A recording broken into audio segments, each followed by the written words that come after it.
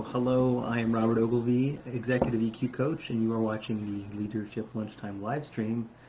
It's lunchtime somewhere. It's about 2:15 here in Atlantic, Canada, but wherever you're watching, I hope you're enjoying your lunch, or did enjoy it. Okay, so what are we talking about today? What are the real risks of not differentiating strategy from ops? Here's what this tends to come out of. Um, a lot of my experience has been in the tech sector, and particularly if you have a bunch of energetic people that have a very strong kind of technical training, they want to jump in and solve things like immediately. And often it's a bit overbaked, but part of it is they're not sure enough yet of why they're doing that, or there's the impulse of like we need to quickly get to action, right? Um, and so part of the art of strategy is like what's worth doing, or is this the right context where our action has the best likelihood of actually succeeding? Sorry, I'm flipping between these things. Here's where the camera is. Here's where I can actually see myself. So my apologies if this looks just a little bit awkward. Um, and so the gap there is that if you haven't set up enough of the context to be able to make good decisions and know why you're doing things, you really are sabotaging operations in the long term. So this is actually much easier to see if you think of the 6 team conditions. The first 3 are essential conditions. You want to get them right first, and then we get into 3 enabling conditions. And you can ultimately improve all of them over time, and you should. But these essential conditions, if you don't have them, are really hard to change later, right? And so this is the reason you need to focus on this stuff first, right? So I'm just going to recap quickly what they are, and you'll see they have a very people-y kind of HR tone, right? We're trying to have this gut check of do we have the right talent on board that has the right information and expertise that we could actually do this. We're trying to see if the team, if the organization even is taking on some kind of compelling purpose, which is to say, business or impact-wise is worthwhile, and is it like is it motivating to them? Do they like are these the right people that would give a damn about that mission, that outcome?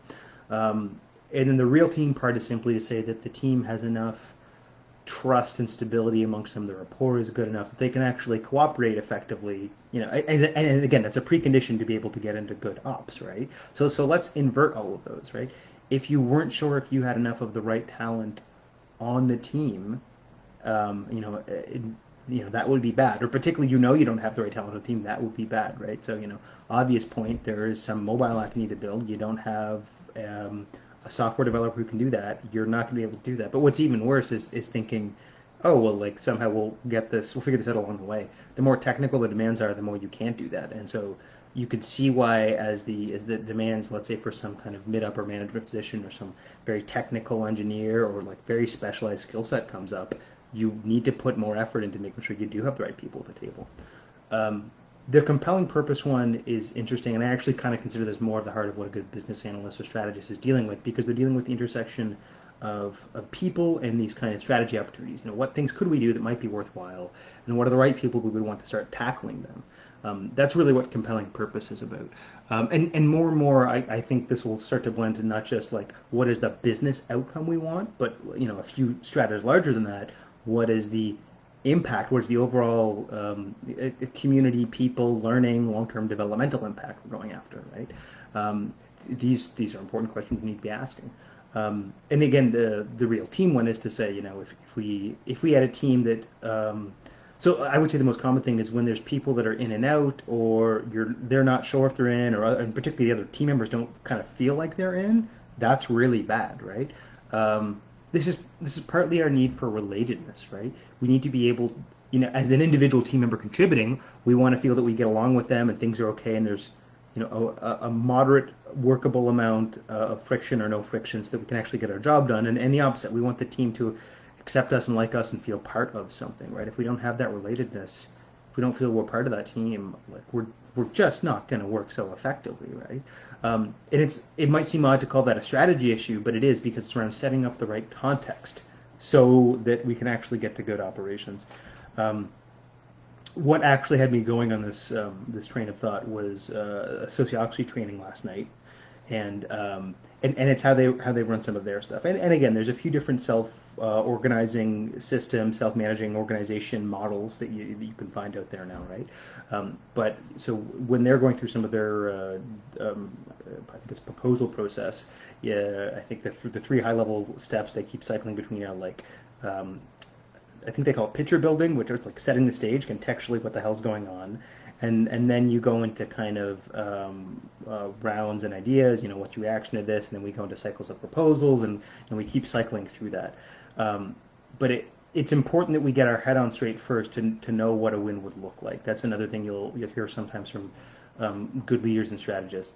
We don't need to have all the fine details. That's part of OPSI work, but we need enough of a sense of it's in this direction. That people actually can succeed. From a research standpoint, we know that so in the spectrum of, how do you incent people to be max engaged about what's possible? If you put them in an experiment and you give them a little box full of things and you don't give them any commands, they do a really poor job thinking about what's possible. If you say, these things do this and only this, they do a better job, but it's still very boxed in, right? And the best answer is in the middle, where you say, well, it could be this, but it could be whatever, right? And then you're actually getting them to explore what's possible in that direction. So good leadership is like that. It points them in a direction and lets them know why this is useful.